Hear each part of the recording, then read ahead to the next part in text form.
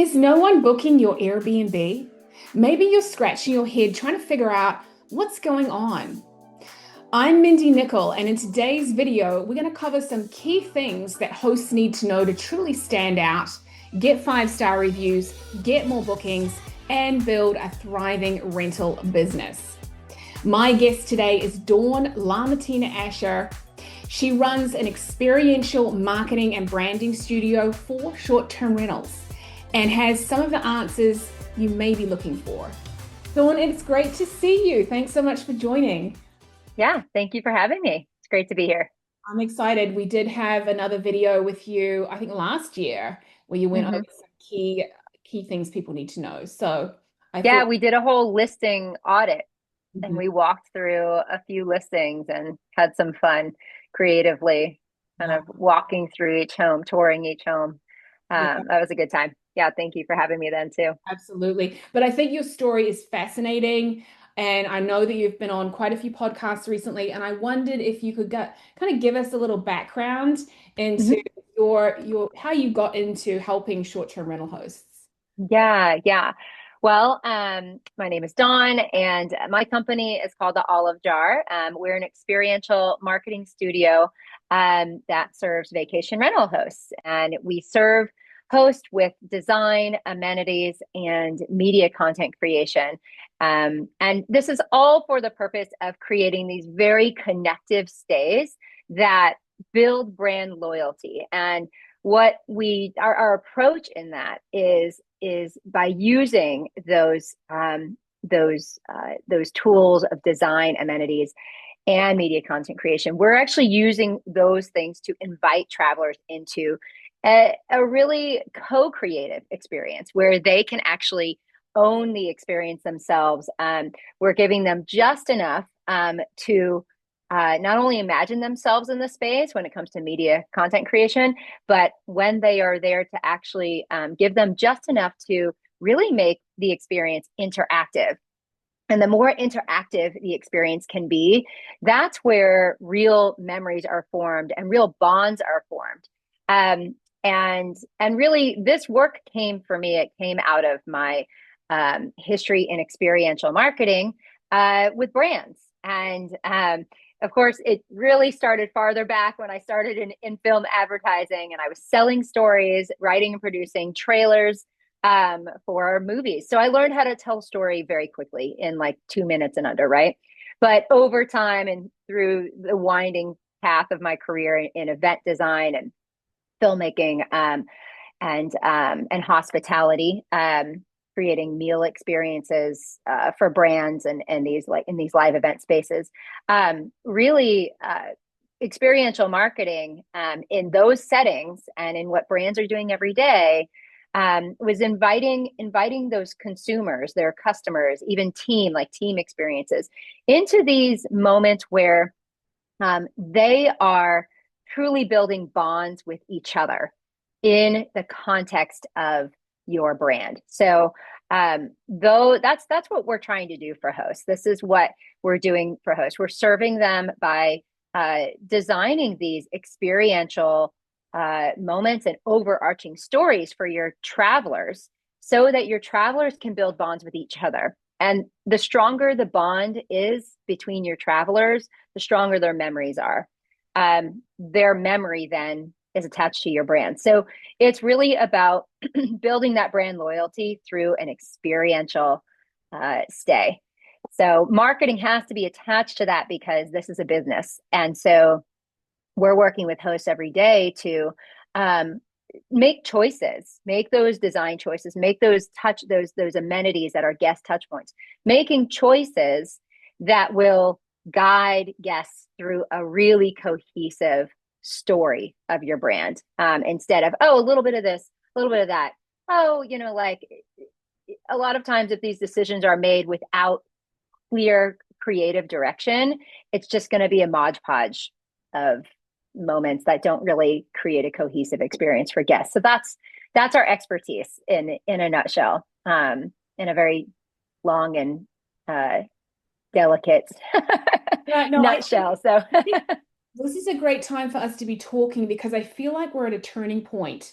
We've got some people that are exiting the market. They've got their short-term rentals on the market to sell the property. They decided they don't want to be in hospitality, right? They tried it, they didn't like it. Maybe they want to be in long-term rentals or something like that. Mm-hmm. But what you're talking about is taking it into a real business and to really take it to the next level if you want Mm-hmm. to succeed right now. Because Mm-hmm. what I'm seeing with guests at the moment is they've never been so savvy. Yes. Never been so, they are quite picky sometimes. They will pick up, get Mm-hmm. very serious about the review system that Airbnb has. Mm-hmm. So you are kind of under the microscope. Yeah. And I think what you're talking about is creating those emotional moments, right? Where Yeah. they really remember the stay, they want to tell people about it. Mm-hmm. Yes. Yes. And I mean, there's no convincing. And when you choose to go this route and treat your stay as a real story driven experience, then you're cutting out half the work to even ask your guest for that glowing review. Something that is an experience that is emotionally charging um, will naturally actually prompt that guest to be able to want to tell about it. Um, and so this shift is from begging for reviews, begging for bookings, to I have something that is valuable that doesn't need convincing, right? Um, and guest travelers know it when they see it, Mhm, right? They mhm, can tell the hosts who are dipping, they can tell the difference between the hosts who are dipping their toe in this business and just sort of filling a space with some furniture.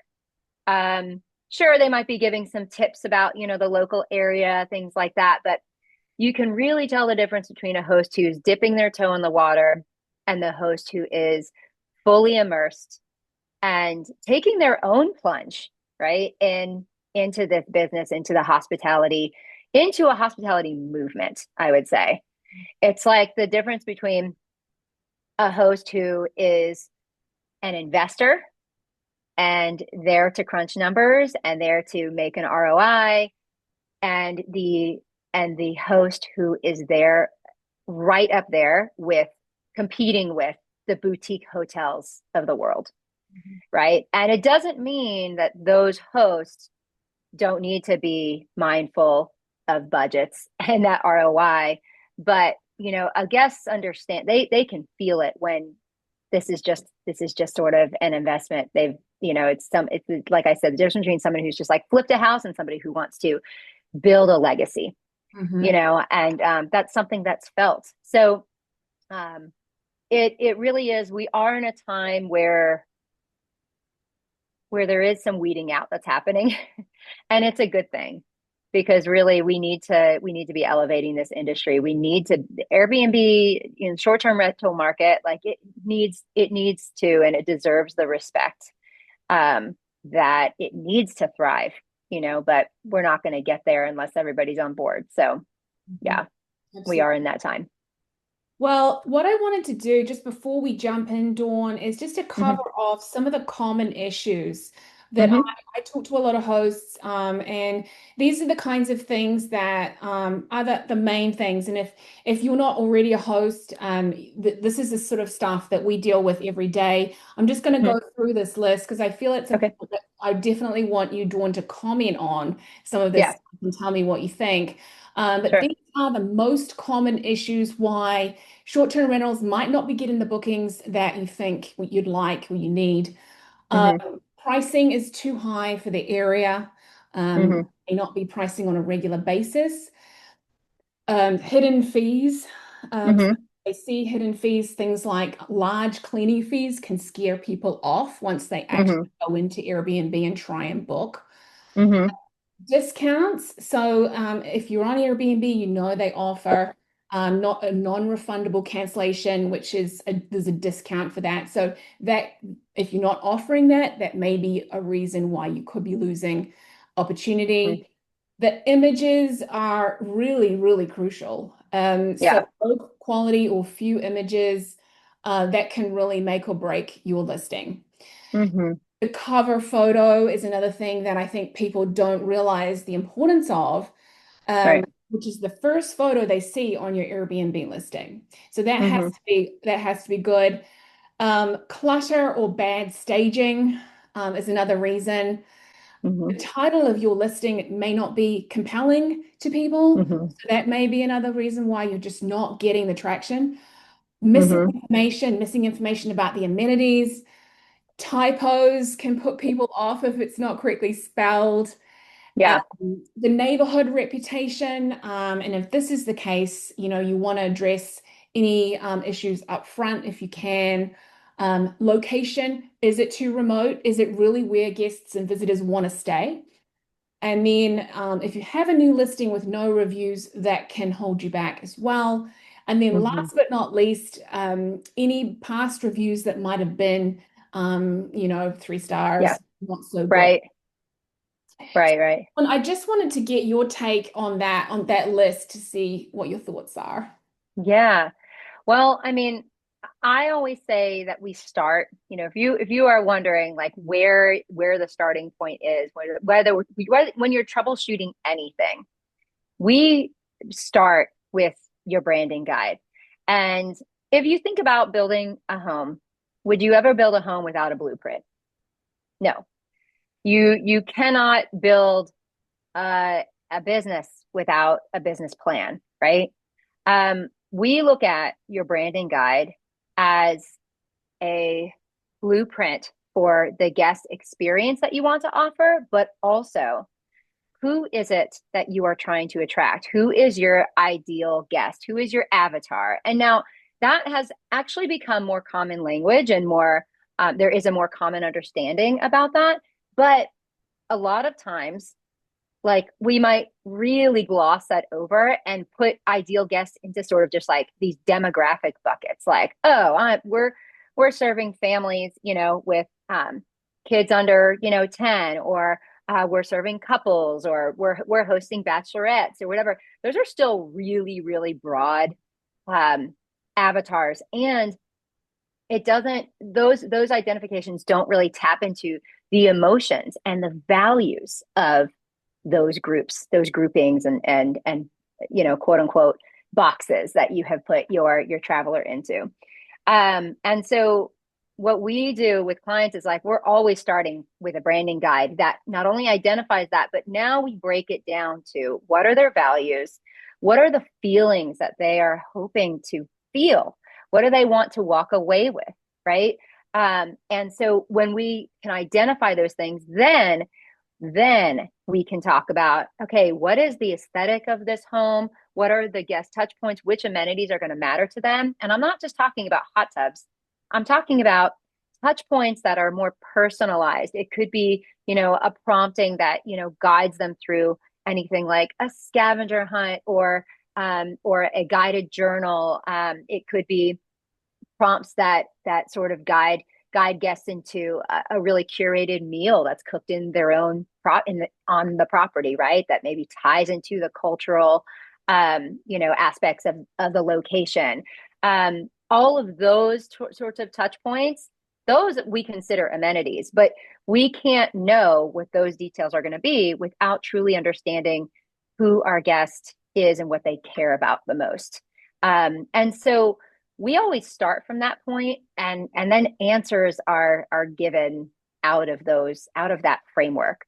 And so I think like you touched on a few things that are like some common pain points: discounts, pricing, all these hidden fees. That is all monetarily related, right? But if we just put the numbers on pause for a moment, travelers actually book with their hearts first before their wallets. And there are studies that prove this. People are more willing to pay up to 15% higher in a nightly rate in hotels when they know that their stay is going to really serve like a more fulfilling purpose, right? So I think that while we're always paying attention to the numbers, while like that's where we want to put our focus, we think that our traveler cares about those numbers. It's more about how you are delivering those numbers. So hidden fees are really are a real game changer. What happens with hidden fees is like you are breaking trust, right? So when we talk about discounts, we look at it the same way. And the way that like when we talk about experiential marketing, this is also very much like this is all science. There are neurological drivers that consumers, that we as people connect with in order to make our buying decisions. One of the biggest neurological drivers of choosing to book with you as a host with your stay is rewards. Like how are they being rewarded? And rewards are actually most effective when they are offered in a positive state of mind. So when your guest is in a positive state of mind, if you are offering discounts as a band-aid to appease them after something has gone wrong on the property, or hey, they discover that hidden fee, and now what are you going to do about it? How are you going to make this right? From this is your traveler asking you as host, what are you going to do to make this right? I feel deceived, right? Okay, yeah. How about a discount? That's not creating a bond. That's not creating a connection. It's just a band-aid, and people know when something is being used as a tool to just sort of like get you off their back, right? So when we think about rewards, we don't really agree about we don't encourage giving discounts, because in the end, unless it is given while your guest is already in a good state of mind and in a positive place and already loving what you're offering, it's not really going to pay off. The rewards that pay off are offered at, let's say they're having a great stay, and they've just had a magical time, and your guest is telling you, oh, we did this and that, and gosh, this ended up being the best mother-daughter trip I could have asked for. Thank you so much for your hospitality. You say, great to hear. Just in case you're interested, we happen to have a one night open, between bookings. If you would like and you want to extend the stay, we're happy to give it to you at like half the rate.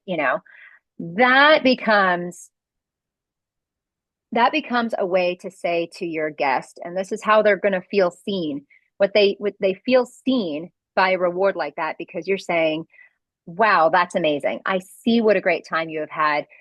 I care about you getting more of that. So, hey, I'm gonna extend more of ourselves to you so that you can have more of that time with your daughter, right? And we'll do it at a discounted rate. We weren't going to book it anyway, but it'll help us cover costs. Whatever. Like it becomes a reward. It's not a discount. Did you see the difference between the Yeah. two? But how do you inspire that when you're looking at what they call orphan nights, right? These are the nights where Mm-hmm. they're kind of in between, and the guest hasn't reached out with feedback like that, and you're initiating it because you do want to get that booking extended, right? Right, right. How do Yeah. you do that? You can do that. Let's say they've just booked and you're just getting to know them. Okay, so they've booked and you've maybe sent through that first message. It's like, hey, what are you doing here? What's the purpose of your travel? You can extend it then. You could say, oh, you're here for this conference. Do you happen to have an extra day? Because we've got an extra day. We'd be happy to extend the trip for you, and even like before or something like that. Oh, you're coming in for this conference? Well, if you want to have a little bit of time to yourself and spend a little bit of extra time just exploring the area, we've got an open night right before, your booking, and we could extend that. So it's still catching them in a positive state because they've booked already. So they're already anticipating. And that anticipation, by the way, is that is a prime time to build excitement with your traveler. And so there's a lot that can happen in that time to build up the stay that they're going to have, and that's one way to do it as well.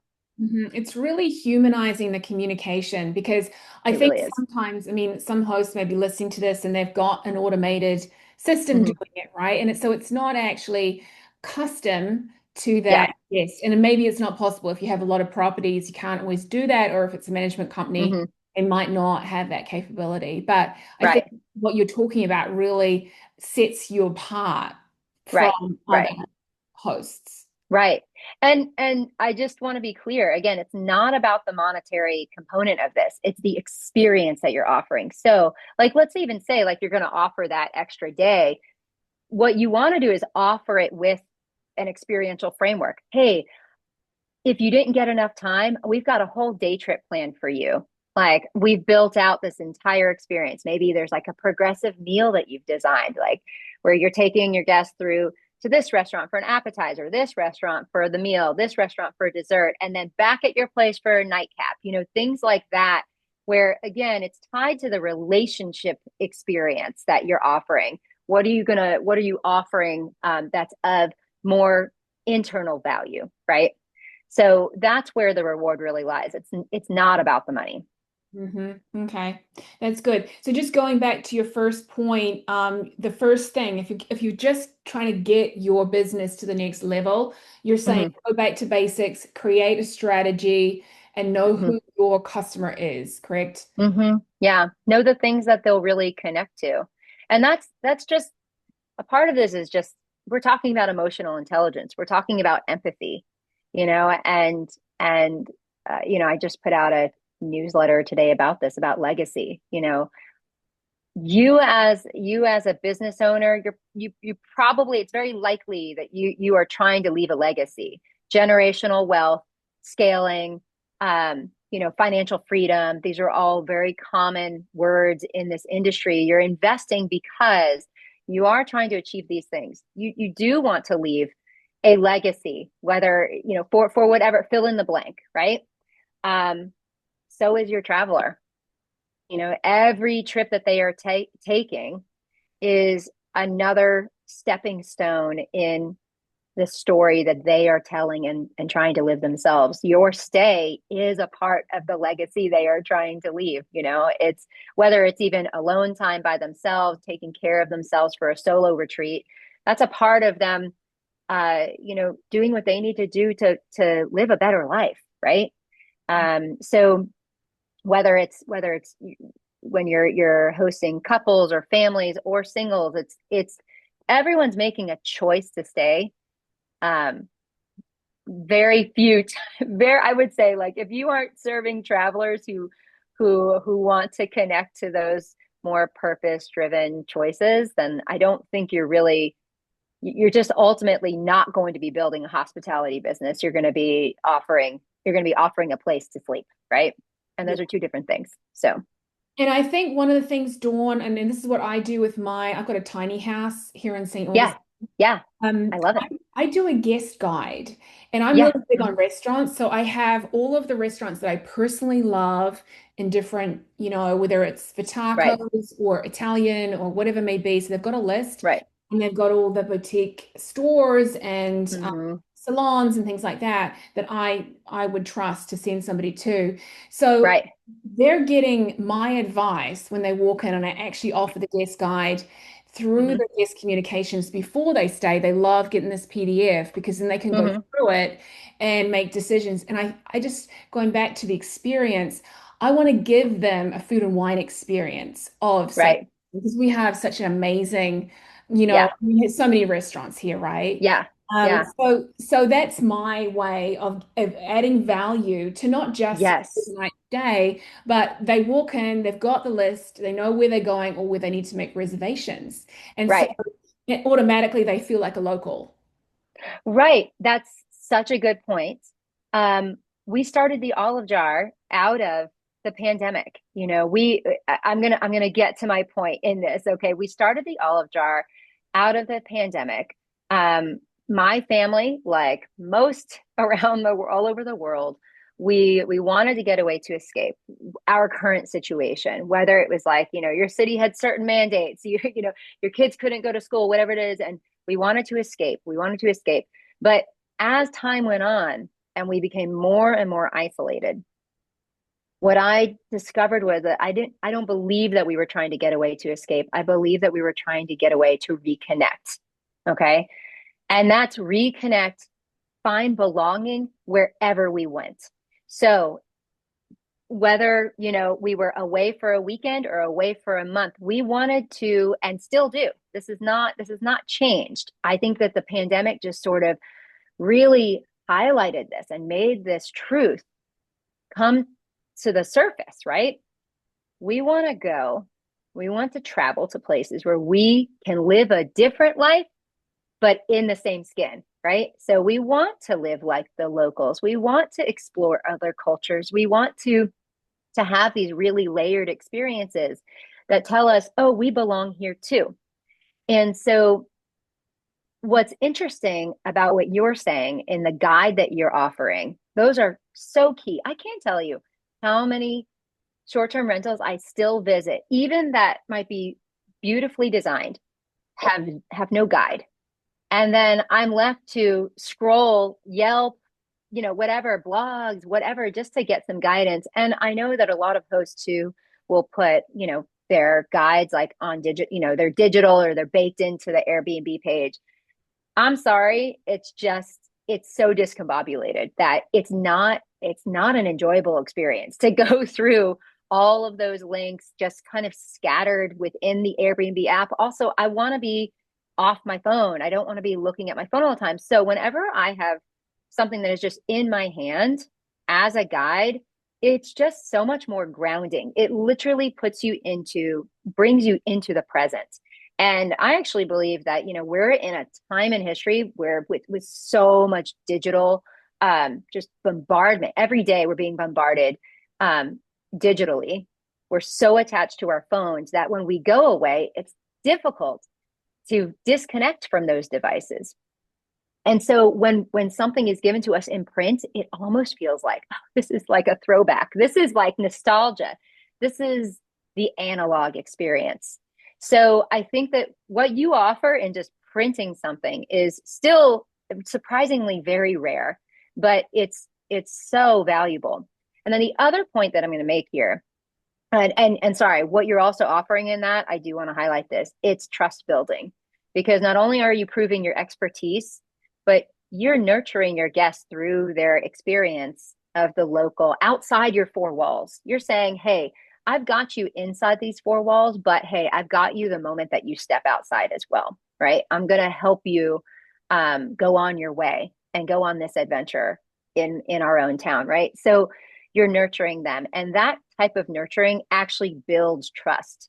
So the more you can build trust with touch points like that, when something goes wrong, that guest knows, oh, they've got my back because they've put so much thought into this really creatively designed guide or this really creative, amenity, whatever it is, thoughtful, like, think of like building like a crafts corner in one space. Like, wow, they're really inviting me into a playful experience. They care about my creativity and this child inside of me. It's not just for kids. Those types of touch points that you offer through your own creativity and expertise, that builds trust. Mm-hmm. And you're telling your guests they're feeling understood, they're feeling seen. And so the second something goes wrong, because something will break, they're already going to believe you're on their side. They have nothing to worry about. You'll definitely get it taken care of. And if it can't get taken care of, it'll be just a small bump in the road instead of like a massive hurdle that they have to now overcome and deal with because my host doesn't care about me, So that's the other time where it's like, if you look at little details like that, those are rewards. You are deepening the value that you're offering. But real quick, let me get to this other point around being a part of that local community, is that, as we want to get away to reconnect and find belonging wherever we go, the voice of your guests really matters. And so one of the other neurological drivers in that will drive your bookings is actually inviting your traveler into the social component of your property and sort of joining like this social, this community, even if it's invisible. And one of the really powerful ways that your guests can feel a part of a community is to give them a voice and to hear from the voices of others. Now, You could say, well, they could read all my all this host reviews and what, what other, guests have said. Sure. But even reviews, reviews are more of like an exchange. It's they can be very much a transaction, right? But imagine if like you created a space where you allowed your guests to say, what was your favorite? And those favorites, however you want to deliver that. We have a like a creative guide that where guests can actually like write with like a dry erase marker onto this sort of like fill in the blank, like a Mad Libs, like fill in the blank kind of display, something that's on display in your property. That's within our superhost, our signature superhost kit that we offer. But something like that connects one guest to the next. And if Yelp has taught us anything, it's taught us that while your voice may be powerful, your expertise may be powerful, the most powerful voice in a traveler's experience is actually the voice of another traveler who's been in the same place, right? So, yes, reviews are helpful and powerful, and we can talk about reviews in a little bit, but imagine your guest actually giving their favorites to the next guest and giving your next guest just sort of a glimpse of, maybe it's like you may be the expert and that's great, but they also want to know sort of like in layman's terms, right? Like what's the best, what would you recommend, right? And that's how that sort of like communication between guests actually brings them into that sense of belonging. Oh, so and so, this last guest really enjoyed this winery and here's why. Oh, I'm looking for that same kind of experience. I'm going to go there. I'm going to whatever. So that can be a really powerful way to really drive, I would say, repeat bookings in that way, because then they know every time they're going to stay, oh, they're not just coming again, they're not just coming for a stay. Now they're coming for a communal experience. And Absolutely. that's something that we all want. Yeah. So, So let's talk about some of your case studies and success stories because I know you work with a lot of clients specifically on short-term rentals, even how they get started, right? I believe they ask you to mhm, come in and help them decorate or you handle mhm, stuff like that. Um, mhm. what are some case studies where you've sort of taken the business from nothing or not many bookings to now getting to thriving? Yeah. So I'm trying to think. Let's talk like through like one of the pain points maybe we could talk about is reviews and how, I mean, I will tell you that every client we've worked with, one of the biggest returns on that investment has been detailed client reviews, detailed guest reviews. And we have seen overnight reviews that are like, beautiful space, will come, beautiful space, highly recommend, to wow, this host thought of everything. I felt from the moment that I wasn't just welcome, but my dog was welcome here. We've seen reviews that say, I knew it was a beautifully designed space, but then when I came here, um, literally word for word, I was suddenly discovering little curiosities and little invitations all throughout the property. And it became an unforgettable stay. I mean, like these are the types of reviews that this host is now seeing. Um, and so that's a great case study. I'll speak to that one really quickly. So, um, we were working with this host who had a beautifully designed property and designed by one of the most like renowned designers in this industry too. Beautiful space, but she felt that at a certain point, like she had been hosting, I think it was maybe she was 4 months in, and she was like, I feel like it needs something more. It's pretty, and people talk about like, I want to buy that couch, but they're not really sharing, well, what is it about this place that's really special? And she knew that it needed something. And when I looked at it, I said, yeah, it needs character. It needs invitation to interact. You can only sit and stare at beautiful wallpaper for so long, right? You can only take pictures of yourself, on this beautiful deck for so long, right? And so what we ended up doing was going in and adding a layer of detail in the form of what we call amenities, and it's those guest touch points. we curated, I'm going to give you some really simple curations and then some features that are more like original, uh, more like fabrications that we created. So something that you could do without original fabrication. Think about your cookbook collection. Your cookbooks communicate a story, right? You could, if you're looking at a cookbook collection that's like all vegan, all grilling, all baking, like, I mean, you're literally communicating the things that matter the most to your guests, right? You're gonna, if you had a family, you know, that that's really out loves the outdoors, they're coming to this cabin, and but they're kind of like more of like a part of the glamping culture. They love to have a really beautiful home, but they're not going to like go and rough it, right? However, these are going to be your guests that will really enjoy grilling out on the deck, right? So you would want to curate a set of cookbooks that support them in that, right? For this set of guests, you know, we were finding that these guests really love to come and just live in the space, never leave, right? Maybe they would go out for a day. And so we designed like a set of like day trips, like 3 different day trips in different directions of from where the cabin is. But we knew that the families that were staying here really weren't even mostly families. They were more like small groups of friends, and it could sleep six, and also they were dog lovers. So they're really home, they're home bodies, right? This kitchen is amazing, but she wasn't really doing anything to invite them into the kitchen to really use it for what it's worth, really optimize the space that it is. Beautiful kitchen, like tons of counter space.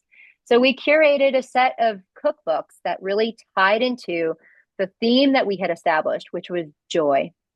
Like, just that guests would come here, and that is one of her brand filters. It's joy, and that's how we identified that within the branding guide. We come up with 5 to 6 brand filters that really help us identify what are the emotions and the feelings and sort of descriptive words that someone will see, and they'll register an instant that they see this aesthetic, how they'll feel when they enter, what they'll feel when they leave, how they will feel when they stay connected over social or in newsletters or whatever. So joy was one of those. So one of the cookbooks that we curated was just this really beautiful cookie making cookbook. And what we did was we didn't just put it out on the counter. We opened it and we had it displayed on the counter completely open. So that guest review that she received that said, this guest said, you know, I knew it was a beautifully designed space, but then when I arrived, all of a sudden I felt like invited into these small moments. That's one of those moments. Seeing an open book is just a way to draw your guest into making this cookie recipe or fanning through the book, you know, and really helping them, even like giving your guest a prompt to imagine more of themselves in that space. So that's one way, you know, that we were just sort of curating in the space. Another way that where we did more like original like fabrication was we knowing that they were dog lovers, we ended up designing like a doggy guest book. And in that doggy guest book, dogs can actually write their guest reviews.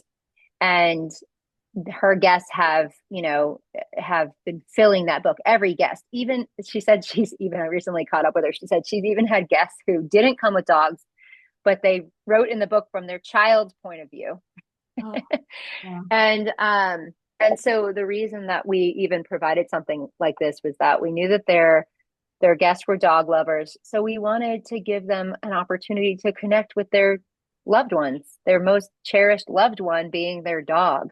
Mhm. And so that became an opportunity for guests to get to express themselves and use their voice, connect with the next guest, right?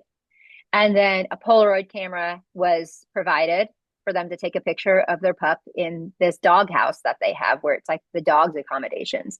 And so, you know, that is accompanied by, you know, sort of like a dog blanket, and dog leashes are provided. Of course, they've got like, dog bowls, all of that. So we really built out this doggy, you know, accommodation set, and it's just like, the memories are just flowing throughout the house. She's also, another return on this investment is that she is getting influencers contacting her all the time. And a lot of them are dog lovers, and they bring their dogs and they have these experiences. And I mean, it's, so now she's got content creation, that she's not having to do herself. That's all user generated content. And UGC is a real marketing strategy as well. But that doesn't just happen, You can't fabricate that. That's really organic. But you have to provide those prompts and those connective elements to draw travelers in to want that experience, right? So that's a little bit of that experience. And right now we're just in a major dip for travel. January, hit, and I mean, it's across the country. Like, we're seeing a dip in bookings. Are you experiencing the same where you are? Like, what has it been like the last few months? It's definitely, I talk to a lot of hosts, and it's definitely down on where it was. It Mm-hmm. depends where the accommodation is, though. If it's downtown, they might not feel it as much. If it's the beaches, Mm-hmm. they might not feel it as much. But I think people that Yeah. invested outside of Yeah. walking distance to restaurants downtown, if they invested outside of that, it's a little bit trickier. Yeah. Some of them, if they are thinking this through, may be forced to pivot into midterm rentals. Yeah. Oh, Another yeah. good avenue. And people that don't know midterm rentals, I mean, these are more like monthly stays, 3-month stays, Mm-hmm. nurses, visiting professionals, all of that stuff. Different Mm-hmm. experience, right? Different set of needs in Mm-hmm. home than a short term. So, Yeah. so that's kind of like a pivot, or they pivot into long term, which are these Yeah. 12-month leases, which is traditional real estate investing, right? Right. Right. So Yeah. that's kind of what I'm seeing, but I'm also um, what you're doing, what you're talking about is for most people that have homes that I know, Mm-hmm. this is highly strategic. I mean, you really are Yeah. getting into the psychology of the guest, and if you're Absolutely. running your business for the last 12 months, you really should know Mm-hmm. what guest types you're getting to stay, and Mm-hmm. which ones do you want more of, right? And then how Right. do you appeal to those people? Right, right. You're saying, Which is also why discounts are really not a solid strategy, because what you're doing when you offer a discount right off the bat, even to like bring in more booking, I do understand dynamic pricing and needing to follow the market and all of that. That's not what I'm referring to. When you're offering a discount just to get that booking, what you're actually doing is undermining the value of what you have to offer. So, it's just, you have to be really careful with how you use discounts, because that's psychology. If you're telling them, you know what, yeah, I'll give you this discount just so I can get this booking, you're saying, I'll do anything, and I'll even devalue the experience that I have invested in, and what you want to be communicating to those travelers is, this is worth the stay, Mhm. right? This price point is worth the stay. But you do have to meet the expectations. And so you can't just shout from the rooftops, you know, come stay. I'm not changing I'm not going to give you these discounts because it's worth the stay. It actually does have to be worth the stay, right? So you have to be investing in, like you were saying, I love that you're registering with this, is that you have to invest in the psychology of your traveler. Because if you don't, it will be difficult to then um, to make good on the offer that you have, right? To actually deliver the stay that is supposedly worth the price point that you've set, right?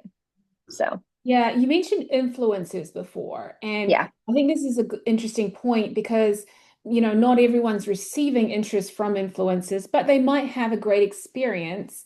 Mm-hmm. Advice on finding the right influencers and, Mm-hmm. asking them to come to feature Yeah. property. Well, we treat your influencer base the same that we would treat your traveler base. So in our branding guide, we are even offering a layer now that includes the profile of the ideal influencer, right? So if you have a space that is going to offer, something that is designed for families who want to stay in and cook lots of big meals and just like really hunker down, you're going to want to go with an influencer that isn't just, out and about all the time showing off, all of what the local experience has to offer. That's an awesome influencer to have, right? However, it might not be the right one for your space. Instead, you would want to find you would want to bring in influencers who love to cook, who are good at cooking, and honestly, like really great at food styling, show off their meals with the friends that they've brought, really show the connective experience that they like to have when they travel, because these are the things that your traveler is looking after, right? So we treat your influencer outreach and your sort of, if you have a Rolodex of influencers that you want to run through, to invite to stay, to invite for that trade, their profile needs to match the profile of your traveler. So that's how it's in many ways it's very simple, but it's highly strategic. Mm-hmm. Yeah. Yeah. So, how can we get guests to do our marketing for us? I mean, you mentioned, Mm-hmm. get them to talk to each other before, right? Mm-hmm. But Mm-hmm. and I know some hosts do these kind of Instagrammable moments, right? Where Mm-hmm. they Mm-hmm. create kind of like a visual Mm-hmm. experience or a wall or some sort of thing they get their photos taken with. What is your advice on getting guests to help people get noticed in this business? Yeah. Well, I'm just going to keep coming back to these neurological drivers. Um, you really have to be a present host. If you want your travelers to uh, feel like they can be a part of your story, you have to be guiding that conversation, which means you have to be showing up. So this is also another point for trust building as well. You have to set the stage. You have to let them know that their voice is welcome. Um, you have to show up in telling them more about yourself. The more vulnerable you can be about yourself, the more it frees others to be vulnerable.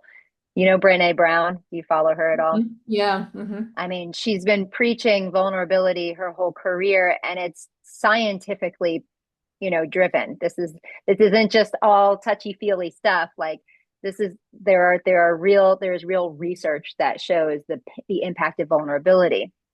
The more that you reveal of yourself, not your dirty laundry, I'm just talking about you as a host. What is the blood, sweat, and tears that you have put into this property, right? Why did you get into this, right? What is the legacy that you want to leave? What's the kind of travel that you love? And also, you don't have to be afraid to say, if you host out of this tiny home, it doesn't mean that you only travel in tiny homes. You could love traveling and staying in mansions too. Like that doesn't make you irrelevant. It makes you a complex human being like your traveler, right? And you love the range of experience. You have a bucket list of travel. Share about that, right? It doesn't all have to be just about your place and how amazing it is. Like after a certain point, you can come off arrogant and self-centered. You want to inspire your travelers to see more of themselves in you too, right? And that's that connectivity. So, the more that you can put yourself out there, the more that you're inviting your traveler to put themselves out there. You show up for them, they will show up for you, right? So you can do that in many ways. You don't have to be on social media to do this, but I will say it really is growing. I would say 3-4 years ago, like we weren't, I do tell hosts this, that like it's, and there is data to show that like Instagram isn't necessarily driving bookings, but paid ads on Instagram have shown to drive bookings. However, I do look at your social platforms as a way to build the context of the story you're telling, the context of your experience, and when guests are staying, using your social media, using your Instagram profile as a guide. Like you could literally guide them to your Instagram, Mhm. page to say, "Hey, check out these day trips I've put in my highlights," right? So, all that to say, if you leverage your platform um, for as a utility, right?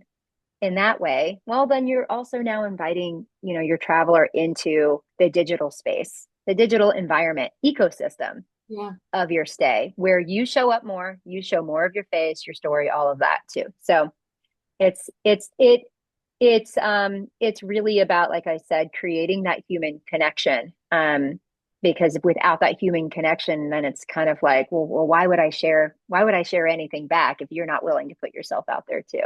Yeah. So Well, I definitely see the value yeah, in Instagram and yeah. do you think hosts are wise to start their own handles based on individual properties, or should they start with their personal Hmm. Instagram accounts? Well, I mean, it can be a lot of work to keep the content up, so I'm just thinking, Absolutely. Yeah. yeah. I think you have to think about um, sort of what is the content that you want to offer. And let's change that word. What is the context that you want to offer? There are hosts who really just use their personal accounts because, again, they want to show more of like their personal experience as a host, sort of what's under the hood. Whereas others, you know, instead go in this direction where it's like, here's my property, the life of my property. My property is a character, and that's great too. That is still you showing up. You can still tell the story of your property and show vulnerability without like parading your kids all over Instagram, because I know that can be that can be a challenge for a lot of families right now. I'm very careful about how I share my kids on Instagram, right? So you can do it both ways. Also, as you scale and you grow your portfolio, yes, at some point you need to consolidate. And now you've got like a co-hosting page or a hosting company page, right? Where you're now, highlighting various properties. And then you get into the question of branding your overall umbrella business, and it can get tricky. The other thing too is let's say that you're a host who has a co-host or a management company. You can still show up as the face of your business while having that other partner that is doing guest communication and doing everything else in operations and all of that. You can still show up to your guest in other ways, and social media is one of those ways to do that. Most management companies, they've got so many properties, they're only going to be able to post about yours so many times a month, right? So um that can be another layer of it. I know you're talking about personal account versus business account, but then there's this other layer of like, well, what if you have a co-host? So Yeah. yeah. So I like to separate, there's two parts to the whole process for me is Mhm. the pre-booking when they're deciding on your property versus anybody else's property. They're on Airbnb or any booking site, and there's Yeah. that part of the marketing. And then there's also the part you've just talked about, which is when they're on site, when they've already made Yeah. that commitment to you, they're here at the property and they're getting this amazing, memorable experience. Yeah. But I definitely want to go back to, and you're so good at talking about this, the decor, the styling, and Mhm. obviously photography, content Yeah. on Airbnb, because I think that is, if you don't Yeah. have that, then you don't Yeah. even get the other stuff, right? Right. Right. Yeah, totally. Yeah, we could do an entire talk on photography alone. I will touch on that. Let's just assume, if you're listening, if you're watching, let's assume you have designed your property with a story in mind, with theme. And I don't mean it doesn't have to be Disneyland themed. I mean, it's themed there's a cohesive look throughout. You have a cohesive color palette. It is decluttered, but there are curiosities that engage and invite, right? There are these guest touch points. We've talked a lot about that today. Let's assume that's what you're doing. Okay. If you're not doing that, honestly, you can't even be in the next part of this conversation. Photography and videography are your storytelling components. How you go about creating an image of your space and the experience is going to completely, it's going to separate you from, real estate, photography and experiential travel photography, right? Um, and so, number one, we generally don't work with real estate photographers unless they have an extensive experience in travel photography as well, or architecture photography, home space lifestyle, because this is an experience we're selling, right?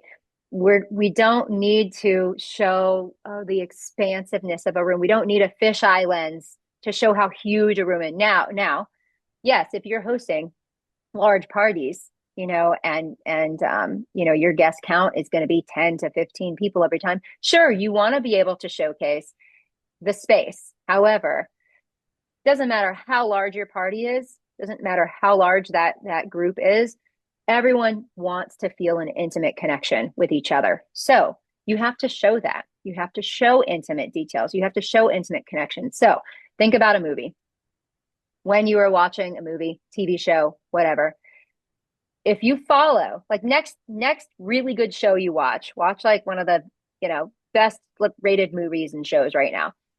What you will see is you have establishing shots that are wide. A scene will generally start wide. So you get the context of what the viewer is now walking into, what the character of this movie is walking into. So they start wide. Then as characters start to interact, they usually, they'll move into a medium shot. So it's a little bit tighter where you can see some interaction. You see details of the home. Maybe you see, details of the space. Okay, this character lives in a very curated, warm and inviting home. I'm getting to see some of, I'm getting to see some of the curiosities that are there on the bookshelf and whatnot. Oh, okay, this character is a little eclectic or whatever, right? So you're getting to see a little bit a closer view of the environment and how the characters now are interacting in the space. But think about like a scene where two characters are having a conversation, a very serious conversation, and then it just gets a little bit deeper, a little bit tenser. And the deeper that they go into this conversation, you start to see shots that are closer up. And you start to see your characters just literally closer, right? That is creating a sense of intimacy for your viewer. They are now fully immersed in a moment. So we do the same thing. We capture wide shots. We capture vignettes. Like actually, if you look at my background here, this could be considered a vignette. You don't see my whole office. Mm-hmm. You see just enough to see the character of Dawn Asher and the olive jar, right? But if we were to go really close, we'd go really close to see, oh, what is the feeling that I want my traveler to experience here? Well, maybe it's, a moment of surprise and delight. So maybe we want to capture, a popcorn bowl with some drinks and cute straws or whatever. Well, we're going to capture that up close, and it's more about the magic of that moment, right? So same when we think about like models, we really don't actually work with models because a lot of times then you shoehorn your traveler into that demographic and it can be very off-putting. But we will insert a little hand or like an over-the-shoulder shot where it's like out of focus shoulder, but in focus, what's there? What's the focal point? Maybe we're looking down at feet propped up, at the fire pit, right? You get a sense, your viewer gets a sense of they can imagine themselves in the space. They can imagine themselves without being put in a box. That's not me, right? So that's how we photograph and film a space in motion. We're doing it just like the storytellers in film and television do. And we're using it all through the depth of our lens, the breadth of what's in the frame. Does that make sense? Absolutely. Now, are you seeing, a lift in bookings? These are obviously successful rentals that get a lot of attention, get a lot of bookings. Mm-hmm. Just into the images and the storytelling that you do on, Absolutely. the Yeah. Absolutely. Yeah. Yeah, and I mean, it's um there's a lot that you can do with listing optimization. So I do have to be clear, like there's more that goes into it just than your photography. Your listing copy. I know one of the questions that you opened with was about, the title, right?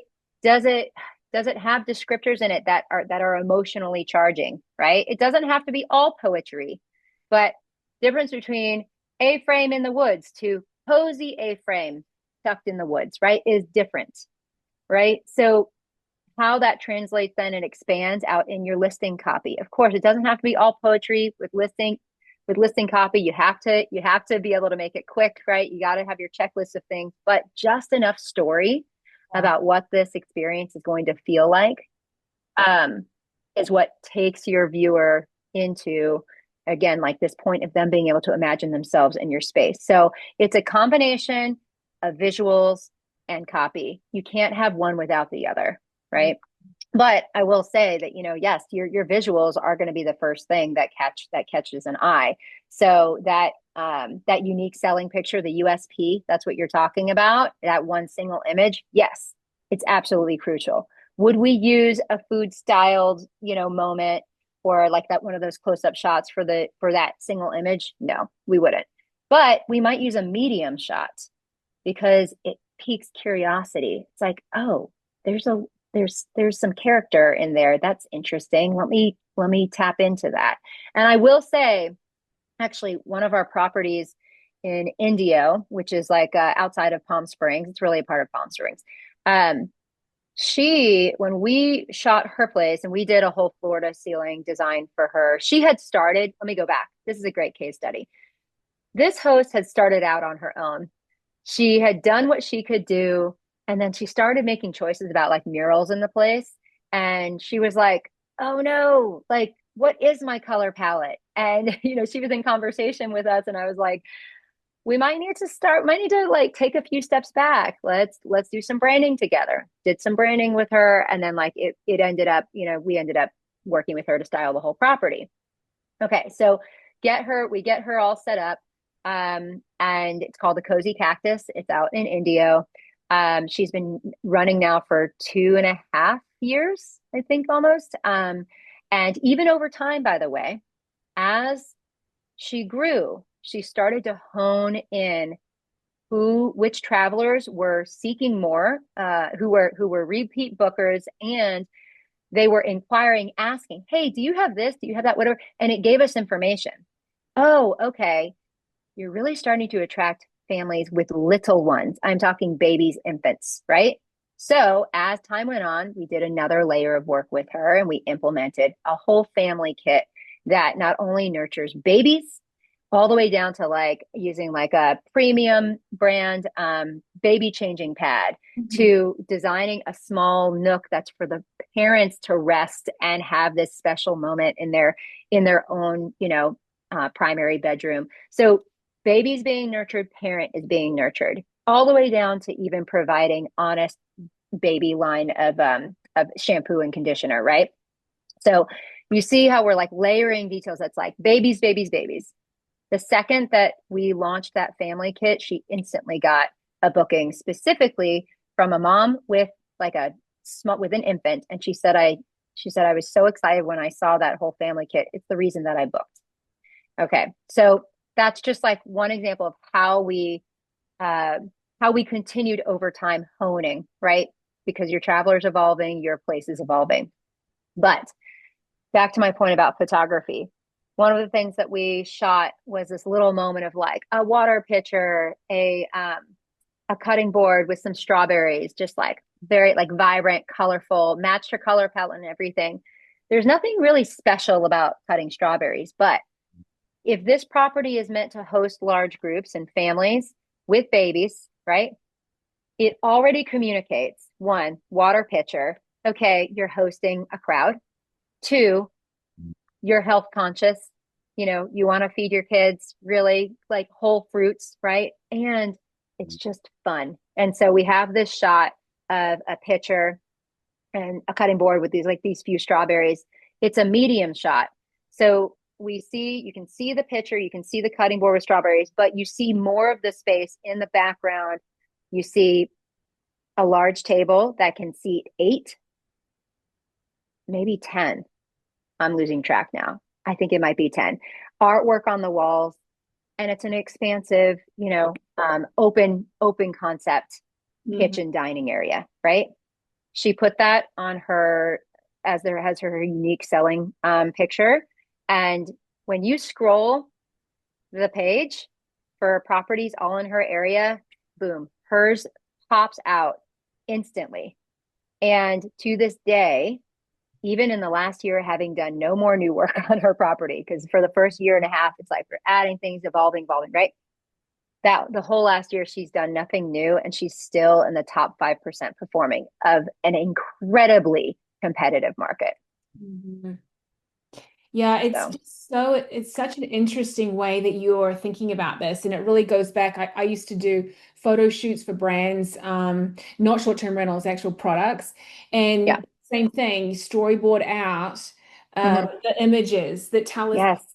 in the different style of the images and the colors and how Right. everything looks. And so it's Right. really taking this such a professional approach into Yeah. short-term rental land, which Yeah. really just survived on mediocrity, right? I mean, it's Yes. been so, thrown together with a few Right. Right. furniture pieces from IKEA or whatever, and Right. it really hasn't been given that Right.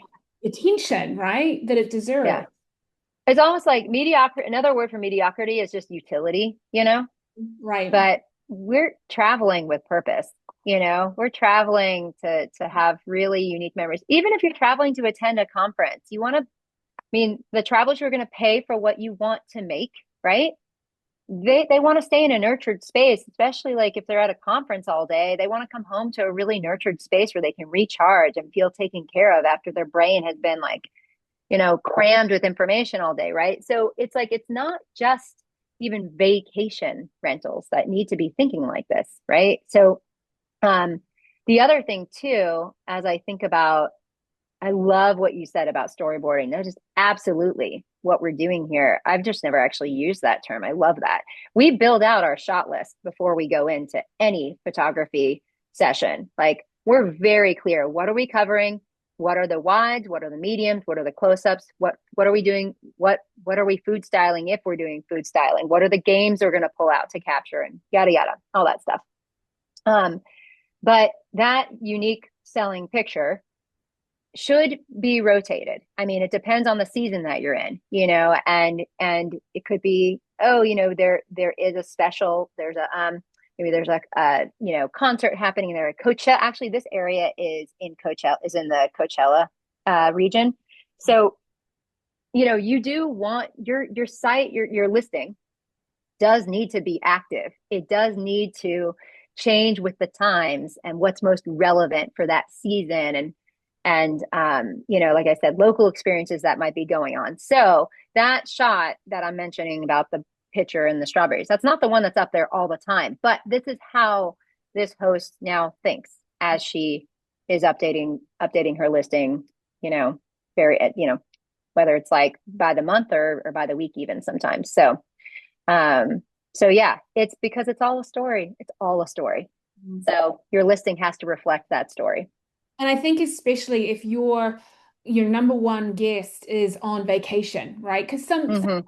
not they're in cities and they're hosting people going Right. to conferences. I think that's a Right. little bit different, whereas here in St. Augustine, Yeah. people are visiting for vacation purposes. They want to have a good time, they want Yeah. to explore the city, and so they're in that mindset, right? Right. So it's, Right. it's really about exactly what you're saying, is kind of bringing out that experience. Right. Yeah. In everything that you do, it's the guest touch points in the home. It's your photography. It's your newsletters. When you stay in touch. Oh my gosh, we didn't even get to talk about that. Nurturing your community. Like the conversation shouldn't be over the second they've departed. Because even if they're not going to stay again, because look, the reality is travelers travel different. They make choices differently now. We're not going to the same places every summer, right? But they can continue to be your megaphone, and ultimately that's what you want. You want That's brand loyalty, is when your traveler sticks with you and sticks with you through the evolution of your property. They may love to see, I mean, they're going to want to see, what are you doing differently? How has it changed, right? Because they're evolving, they're Yeah, changing, absolutely. right? And so the more that you can offer something new, they could say to their best friend, "Oh my gosh, we stayed in this beautiful tiny home 2 years ago. Oh my gosh, you've got to see it now. She's done this and that. And she even just did like a, whole new paint job. Like, you should totally stay." Like, it's just it's a continued story that they want to follow. It's why franchise films are successful. The sequels, the trilogies, because viewers are living, once they're immersed in a story, in this whole story world, and it's really good, they want more of it, and they want to see, where do these characters go next, right? Yeah, I So yeah. Well, that's a great point, Dawn, and I wish we could go into Yeah, that. We're kind of running short on time, I but know. Yeah. the part about the email and keeping in touch and getting the Yeah. email address or physical address, I know it's challenging when you're working on Airbnb guests, but there are ways to do it. If anybody wants to contact me directly, you can. I can explain Yeah. what I've done in the past to get that information, to save it, and to start communicating on email. Yeah. But what would one piece of advice be, or what would you like to leave hosts with? Just to give them some encouragement if Yeah. they're not getting the bookings that they want right now. Yeah. I would find out, what do you do really well? Where are your strengths, right? And studies have shown, the more that we develop our strengths in our craft, our talent, the more successful we're going to be than just focusing on what we're really bad at, right? And our weaknesses. So we actually have a hosting quiz that's on our site you can take. And you know how we were talking about those neurological drivers a little bit here and there today? We designed a hosting quiz that identifies 4 different hosting styles. These are the 4 different hosting styles of that the different styles that drive bookings in one way or another. So rewards is one of them. Maybe you're a host who is such a giver. You love just giving you love giving surprise and delight. You like giving perks. You like, all of those things. Maybe you're a social butterfly and you love connecting with the community, building partnerships, and connecting your guests in different ways through that social interaction. So I've broken it down into 4 different hosting styles, and you can take that quiz and you can find out which style you lean into most. And then the quiz is broken into experiences and tools that you use with your guests. And so you can actually see very tangible examples that represent reward giving, that represent social interaction, that represent emotional connection, like, so that you can even get a tangible sense. Oh, okay. Yeah, when I build this, I do these really creative tour guides, that I give my guests. Gosh, I didn't realize that was such an emotionally driven experience. I guess I'm more of a feeler than I thought I was, and so that quiz is a really great way to identify what you do really well. And if you aren't doing any of it, it's okay. It's a way for you to identify, which hosting styles do I want to pursue more of? Which hosting style do I most resonate with? So that you can just start to, like, just take small steps, right? If you're not ready to, if you're just not ready, to dive in, to be fully immersed in this is one way to do it. But after you take that quiz, there's an opportunity to set up a discovery call with me.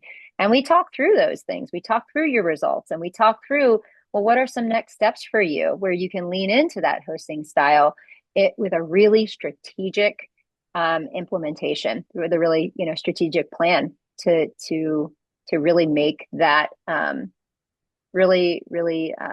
make your hosting style the primary driver of your bookings and your repeat bookings. So It's great. I hope that's So if helpful. Yeah. people want to reach out to you, Dawn, what is the best way for them to Yeah. do so? Well, you can just reach me by email, dawn@theolivejar.co. And then the other way is through that quiz. You can go ahead and take that quiz, and you can drop that in the show notes if you'd like. I can give you that link. Um, and uh, and then the other way is Instagram. So I'm very active on Instagram. and that is at theolivejar.co, just like my website, theolivejar.co. That's perfect. I will put everything in the show notes, but this Yeah. has been a real eye-opening call, and it reflects Yeah. me on so much that, bring my branding background back. Hmm. But also, Yeah. I think that this is something that a lot of hosts may not have ever heard of before. This is the Yeah. first time they're hearing it. So I Yeah. think if you really do want to take your business to the next level, this is the type of thing that you're going to have to get to from a Hmm. strategic standpoint, right? Right. Yeah. It's so true.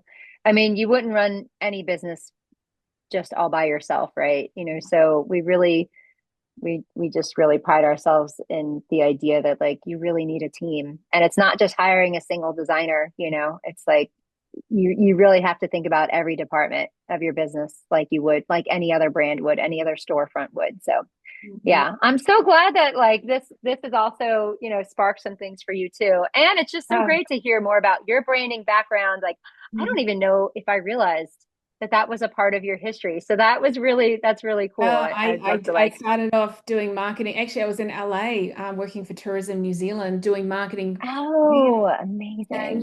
the country Amazing. of New Zealand, and then I went into different things, and ultimately the wine business, where Yeah, I was packaging and doing these photo shoots on vineyards and all that. So I do yeah, completely understand how to build a brand from yeah, an yeah, agency standpoint, and yeah, so yeah. I love here. I honestly, I never really threw it into the short-term rental world, but what you're doing makes complete sense. So. Awesome. I'm so glad to hear that. Yeah, it really is about implementation because you could also have a branding guide and do nothing with it too. So, Right. That's yeah, you so got to true. seamlessly implement it. Yeah, I love it. Awesome. Well, I Yeah. appreciate your time today. Thanks so much. And I hope that you Yes. come back again and give us some more Yes. tips another time. For sure. For sure. Thank you for having me again. And it's just always so great to talk to you. I really enjoy Yeah. our conversations online and off. So thank you for having me. Thanks so much, Dawn. Okay. All right. Talk soon. Bye. Thanks so much for joining me today. If you got something out of this video, I would love it if you could like the video, subscribe to my channel, and it truly does help other people get this content. I'm also on Facebook and Instagram at Invest with Mindy, and I hope we can connect there. Thanks so much for watching.